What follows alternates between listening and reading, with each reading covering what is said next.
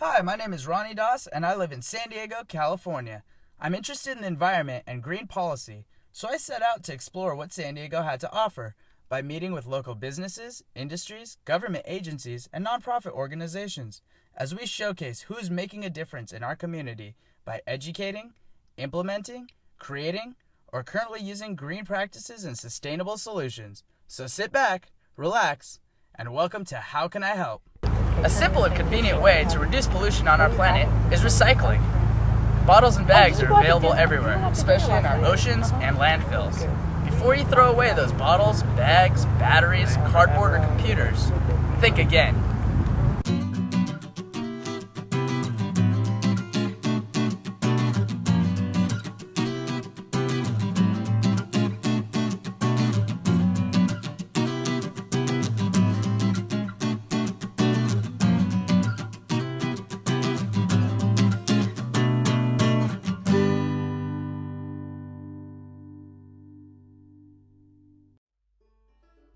San Diego has a big surf culture, so I want to get going green with recycling as we ride the waves to a company called Eco BoardWorks. Co-founder Todd Patterson explains the vision behind an innovative idea in sustainable surfing. We don't want to be like the guys that have been doing the same thing for 50 years. Okay. We want to constantly be progressing because that's actually what created the surfing industry that we know today, is guys constantly pushing the envelope. You know, and so we're just doing it in a different way. You know, I believe that there's a way to make a surfboard that's super high performance, that's super light, you know, that isn't killing our ocean. Yeah, absolutely. You know, and that's the one thing that nobody wants to talk about. Everybody wants to talk about all the other stuff that's polluting our ocean, but nobody wants to talk about the toxic foam and the toxic resin and all the other stuff that's going into that goes into the ocean every single day that we use, you know, for the sport that we love so much. Exactly, and it seems like such an eco-friendly community, so that when the actual actual sport, you would think, right? But it's so funny because some of the most eco-conscious surfers absolutely refuse to surf anything but polyboards. Really? Absolutely refuse. Yeah. We've had guys come in that are hardcore poly riders that we shape boards for. Now, we've been doing this for a while, and we've learned ways to make EPS foam and epoxy resin feel a lot more like poly. Oh, nice. So that's the kind of stuff we do. That's what we've kind of prided ourselves on, is making the boards feel more like the boards that they're used to riding. Okay. Now, we have to change certain things to do that, but it doesn't matter as long as the performance is there. Absolutely. Yeah. You know, the biggest mistake is, okay, I'm going to take this poly board over here, and now I'm going to make it the exact same way in all different materials, and I'm going to expect it to perform and feel the exact same way. Yeah. That doesn't even make any sense. No. Right, it doesn't work.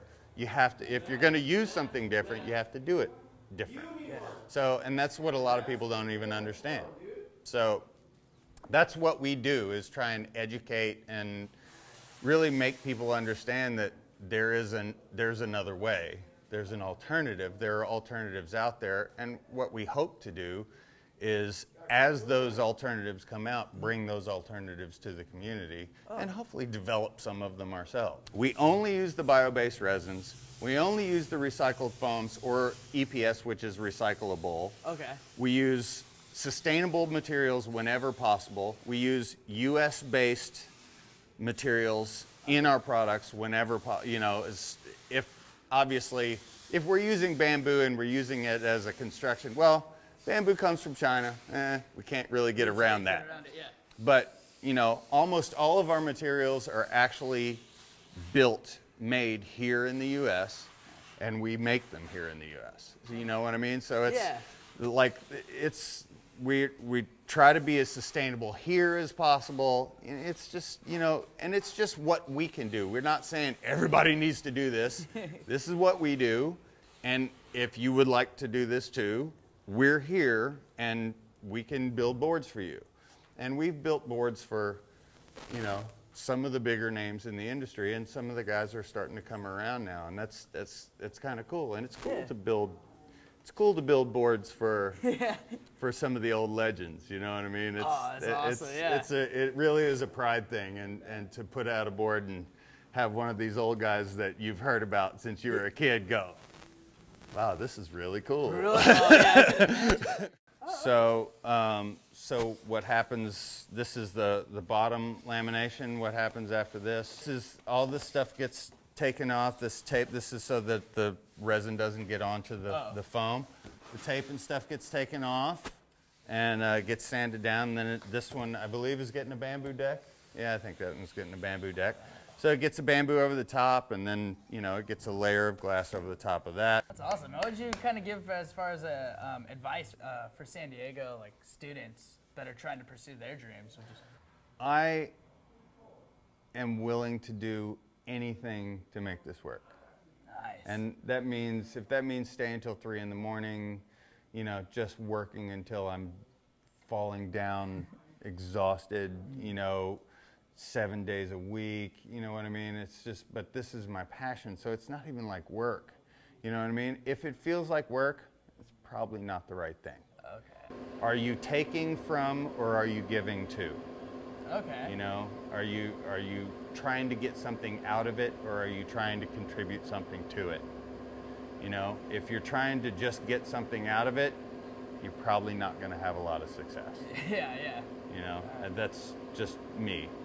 And no, that's good who advice, who knows? That's like, I'm not successful yet, but I'm not going to stop trying. Yeah. Well, thank you so much for giving it up and contributing to sustainable surfing. Thank you guys. I appreciate you coming out.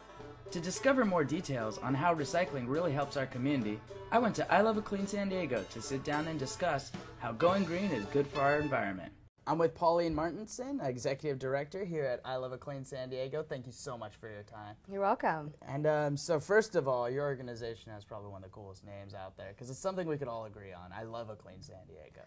And so can you tell me a little bit of the history of this organization? Sure. I'm usually met with the response, I love a clean San Diego too, which is great. There's a lot of pride in this city to keep it clean. Absolutely. And I Love a Clean San Diego has been doing that, you know, dated back to 1954. Oh, wow. Yeah, we're actually the oldest environmental nonprofit in San Diego. Nice. And we've come a long way. We were a War Against Litter committee.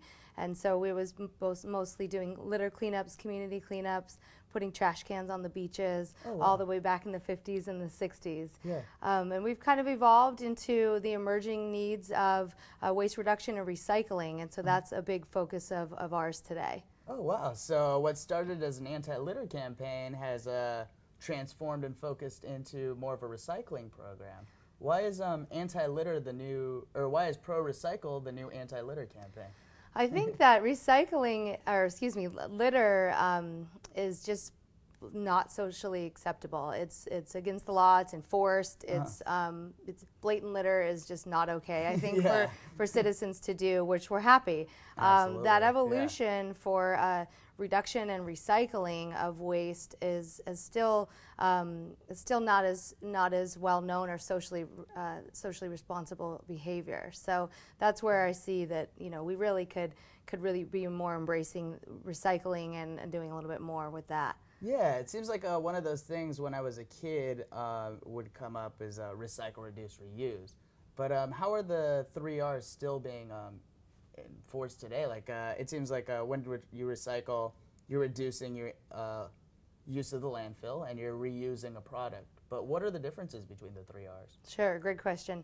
I think the biggest thing is to talk about the order that we teach it. The 3 R's being reduce first, because this is something that Americans have a very hard time with, is reducing, you know, the amount of things we're purchasing and really just being useful and wise about purchasing products that can be used completely. They can be repaired, so they're good quality products. And so that's all about what reduces. The reuse part is the next step, and again, these go in order, where you're taking you're taking you're taking something and you're adjusting it to make it work again. So you can also think about it like one person's trash is another one's treasure. So Okay. you know, clothes that you might not want, somebody else might want, and that's part of the reuse, garage sales, those sort of things. And then the third and last would be recycling. So what you what elements or what materials you can't use, those would then get generated and made into something new. So that's kind of the technical term, is to make something new out of an older product. Oh, great. So I mean, that already sounds like it's pretty environmental, but what are the environmental benefits of recycling? There are a ton, and you know, the amount of energy used to create something from raw materials is a lot more. There's a lot more water involved. There's a lot more energy in terms of burning fossil fuels to try to make energy to adapt the product from a virgin state. Oh, so that makes sense. yeah, so recycling it helps because you're not using virgin materials, and then you're reducing your energy and your water to produce that. What are the community benefits when we're recycling? There's actually quite a few. Recycling brings a big payoff to community by allowing for more jobs. So it's actually they've done some studies in terms of when you just dispose of an item, if you then instead recycled it, you would create almost 4 times the amount of jobs just by being able to recycle and doing that. Yeah. So there's a big market in commodities in terms of recycled products, and there's companies that are recycling styrofoam and plastic and trying to make out a use of those. So it's a good thing for the local economy to recycle and keep it local here and local to the states, and that really is an economic benefit. The other thing is there's a lot of statewide mandates coming down the pike that will affect jurisdictions, and one of those is to increase recycling through businesses in multifamily complexes, and so actually they're looking at 75% diverting through recycling in those two areas. And along with just more recycling and more robust programs, there's some weight into zero waste. It's it's an initiative, and it's a goal that we want communities to achieve. That's over 90% of diversion, and it's more of a sustainability approach. I think you got me pretty set up with how sustainable recycling can be for a community and the great environmental benefits we have. Great. Do you think you could help me reinforce the recycling so I don't end up calling you every day on your hotline about recycling items? Sure. Yeah. We're going to have one of our stellar environmental educators, Sam, help you to show you which items are recyclable. Great. Well, we'll be right back with Sam and the Green Yourself tip. Well, I usually golf Saturday morning, but I could skip golf for one time. The time for trash picking up, spring break. We need to make this planet a better place to live. People need to start doing the right thing. Getting back to the city I grew up in. Do you love a clean San Diego? Yeah! All right! Today we'll have almost 5,000 people that will be working in 68 different locations, and believe me, you will make a big difference. If you remove refuse and trash that otherwise would ultimately get into our creeks and rivers and ultimately in the San Diego Bay, you're making a big difference. So this is a watershed area, and you go along the creek bed, there's going to be pockets of trash that accumulated, a lot of debris. I got about 45 pounds of trash in this bag already, and so it's definitely nice, being a water city and loving the water. We want to make sure that this doesn't make its way into the ocean. Spray cans, plastic, bottles. Part of a braking system to a car. Part of a TV. Grocery cart. Some sort of mesh netting, stuff just a lot of plastic. Clearly this is the pathway to the bay. So all this stuff that we're finding here, if we don't pick it up, it's going to eventually get into the bay. 40 different trees that are going to be planted over there. kind of like a replanting. It's already a very beautiful area. We're just going to continue some extra maintenance with it. All right, three, here we go. We're putting this lovely tree in. It's gonna have a nice new home. It's gonna be happy and grow big and provide lots of shade for more lovely creatures and people that come to this park. The storm drain system is not filtered, so when it goes into the storm drain, it makes its way to the beaches and bays, and it's not treated, and it really affects our water quality. It might convince some people to not dump anything. These volunteers pick up about 80 pounds of trash each. It's just amazing what 3 hours of your day can accomplish. Feels good to clean up. Come on, keep it clean. And I like to clean the San Diego. I like to volunteer. Green yourself with this review to reinforce those recycling rules and ideas with Samantha Quincy, an environmental educator with I Love a Clean San Diego. So Pauline just gave us a couple of environmental and community tips on how to, why recycling is so beneficial here in San Diego. And I wanted to reinforce those ideas and see what's good in recycling. Okay, great. So yeah, could you tell us a little bit about just these examples that you have of what is recyclable and what isn't? Yeah, sure, definitely. So we've got on the yes side, on what we should recycle, there's a few examples of hard plastics, because now in San Diego County we can recycle all hard plastic. So if it's a hard, non-flimsy plastic, that can go in your recycle bin. Okay. Then you can also recycle any kind of paper or cardboard. It's clean, so any kind of box, cereal boxes, moving boxes, any kind of junk mail, newspaper can all go in your recycle bin. Okay, and so if you have like a pizza box, how clean does it have to be? It should be pretty clean. If you have the bottom that's really greasy, you can just put that in the trash, but if the lid's clean, you can go ahead and recycle that portion. Okay. And then, of course, we've got aluminum, so any kind of aluminum can or steel can from pet food, as long as they're clean, just a little rinse, you can put those into the recycle bin, as well as aluminum foil. Okay. And then also all types of glass can go in. Oh, if it's even broken? If it's a broken glass or you can't have broken glassware, so if it's something like Pyrex, it's heat resistant, you don't want to put that in your recycle bin, but if it's something like a jar or a bottle from a beverage, that can go into your recycle bin, even if it's broken. What about any caps and lids that would be on those? Caps and lids are okay. Yeah, you can go ahead and leave your caps and lids on there, and they'll either recycle them or do what they need to with the caps and lids. Perfect. And with labels on those jam jars? Labels can stay on. Yeah, the machines will take care of those. You can leave them all so on. these are pretty heavy-duty machines. Yeah, exactly. Yeah, it makes it a lot easier for people to recycle, too. You don't have to do as much. Just put it in your bin.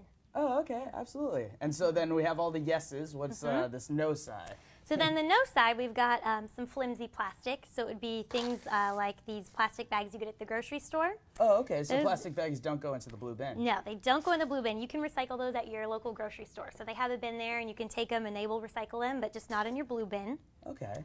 And then any kind of plastic-coated material or any sort of thing that has mixed materials in it, so something that's a combination of plastic and aluminum, sometimes wrappers for candy or chip bags, those kinds of things can't be recycled, so those will have to go in the trash. And then most people know that styrofoam or plastic foam cannot be recycled. That is another one that has to go in the trash. Okay. And then one that's a little trickier sometimes would be things like paper that's coated with wax or with plastic. So these drink cartons and milk cartons, they might seem recyclable, but unfortunately they've got either a wax or plastic coating or sometimes even aluminum inside of them, so they can't be recycled either. Oh, wow. Okay, that makes sense. And then what about these plastic containers I see like without the little number on the bottom and stuff like that? Should those go into the recycling bin, or should I? Yes, if the rules are followed for recycling, if you know what should be recycled and what should not, you should go by that. You shouldn't go by those little recycle logos that they put on the bottom of things, because those actually aren't regulated by anyone. So sometimes they'll be there, sometimes they won't. It's better to just go by what you know can be recycled or not. Okay, great. And is there a reason why these plastic bags and stuff? Because, I mean, it figures it's plastic and plastic. What is the difference like? It's the flimsy plastics are a different type of plastic, and if they take them to the recycling centers, they don't really have a use for them there for recycling that kind of plastic, and they can actually get tangled in the recycling machines and can actually disrupt the recycling of other plastics. So it's best to take them to the grocery store, where they send them to a separate recycling facility. Okay, so it's a different facility. A different facility as the household hazardous waste facility is different. Yeah, different facility. Great. So basically, you just have to remember the main 4 categories of recycling: the hard plastics, the paper, the aluminum and steel, and the glass. And if it falls into one of those categories, you should be good to go. So with California redemption value, is it better to use like the smaller bottles, or do you get more in terms of volume or quantity? It kind of depends where you're going to take your items. Some places will do it by count, or some places do it by weight. But generally, the smaller items will have a smaller redemption value, and the bigger ones have a bigger one. So 5 cents versus 10 cents. Okay, and is it useful or necessary to be crushing my cans or like, smushing my plastic bottles? It's not really necessary. If you have a crushed or smashed can, you can still put it in your recycle bin, but it's fine to just leave them as is. If you need more space, you could do that. Oh, okay. Yeah. So yeah, there's not really a need No, they don't really have too much of a preference at the recycling centers. I've talked to a few of them, and they said, you can, but you don't need to. It's not necessary. Right. E-waste is a growing issue in our modern environment, so I went to collect some more information from Chris Savoya of 1-800-GOT-JUNK. I'm with Chris Savoya of 1-800-GOT-JUNK to learn about an emerging environmental issue known as e-waste. So, Chris, simply, what is e-waste? E-waste is essentially any item that has a cord attached to it, but most specifically televisions, computer monitors, computers themselves, stereos, fax machines, things of that nature, printers also. Oh, okay. And then what are the environmental issues regarding e-waste as opposed to regular recycling or what we usually throw into a landfill? Right, well, electronics have a lot of things in them that could be harmful to the groundwater system, and you definitely don't want them going into the landfills. Things like lead. There are certain gases inside of a CRT, a television, or a monitor. You don't want toner going into a landfill. All of these things that over time could seep into the groundwater and really mess up the environment. Oh, okay. So then what is 1-800-GOT-JUNK providing as part of the e-waste program and, for the community of San Diego? We're a member of California's electronic waste recycling program. The program started about 7 years ago, 2004. And what that means is we're legal to go around and pick up any electronic waste. Oh, great. Well, can you show me some of the aspects and examples of how you process? Sure. You want to come to the truck? Yeah, let's All check right. it out. So one concern that people have is they've got this stuff and they're not sure exactly where it's supposed to go, and that's kind of what we do as part of our service. And so you see we've got the ancient CRT monitors here. Looks like this one was out in the yard for some time. Okay. We collect these and we store these either at our main location or we'll keep them on a truck. A lot of times we take the cables to one location. We'll take things like keyboards and fax machines and the old VCRs. We take that to a separate location, and then we take the CRT computers or the monitors and or the TV, so cathode ray tubes. We'll take that to one of our certain recyclers that works on those. Okay, wow, yeah, so some of our younger student viewers might not even know what some of this equipment is when you start seeing it. But definitely. Yeah. These things are probably older than a lot of the people maybe watching this. So for any of our viewers watching and now interested in e-waste collection, how can they help? How can I help? Right, well, I think the first thing is to know that this stuff does not go in the regular garbage. In years past, a lot of times people might have just thrown a monitor into the regular garbage that's picked up on the street. We really want the first thing for them to help is to not let that happen. Anything that has a cord attached to it, you want to think about getting rid of it a separate way. One way they can help is to call 1-800-GOT-JUNK. We can come out and take that for you. We do charge for our service, but again, there's no surcharges for any of these items we would take for you. There's a really good resource called carecycle.org, calrecycle.org. If anyone wants to go there, that's a good starting point to figure out what to do with the items that they have. From there, specifically with regards to electronic waste, there's a site that's kind of a sister site to that called erecycle.org. Okay. And that's a site that the state of California has designed to help homeowners figure out how they can get rid of these things. This isn't in any way just junk. There's reuse and recycle possibilities. Definitely there's some things that can be reused. We have donated a number of materials over the years, and as a private homeowner, there are different ways to get rid of things. And essentially the thing that we do is really give people peace of mind that they know they want to do the right thing, they're not sure of all the different places that things need to go, and we'll take care of that for them. Oh, great. So a lot of this gets diverted out of the landfill. Definitely. We do 60 to 70% of the items that we do take stay out of the landfill, whether that's going to a paper recycler or recycling green waste. Just about anything nowadays can be recycled. California is really on the forefront of that, and we stay up with that. There's many different places. In fact, we take stuff to about 13 different locations just to recycle alone. Wow, well, thank you so much for letting me know all about this e-waste You're recycling welcome. and 1-800-GOT-JOB. Thank you. So before you throw out that bottle, battery, or bag, think again. Hope you enjoyed the show. Thanks for watching, Eco Diego fans.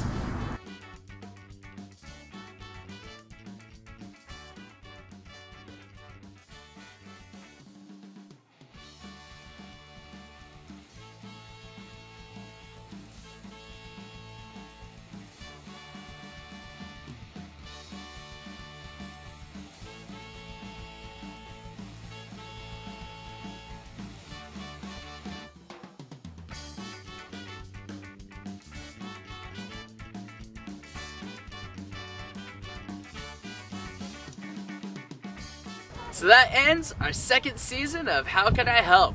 I'd like to thank my crew, Peter Schmidt-Schoenbein and Chris Olivas, for helping me out with all of our filming, all of our wonderful guests that make this show possible, and for the viewers that are making this opportunity just so amazing for me. Thank you so much. We can't wait to come back for next season, and I hope you enjoyed the show. Enjoy yourselves, Eco Diego.